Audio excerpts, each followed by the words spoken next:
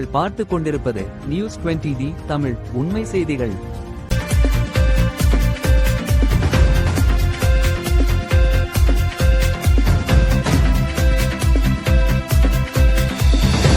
வணக்கம். திருச்சியில் தென்னூர் பகுதி தாவேகாவினர் வெற்றி கொண்டாட்டம்.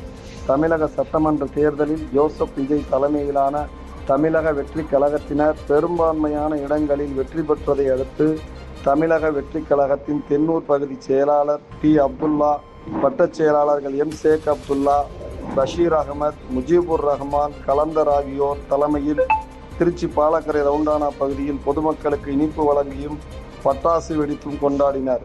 இதில் ஏராளமான தாவேகா நிர்வாகிகள், தொண்டர்கள், மகளிர் அணியினர் திரளாக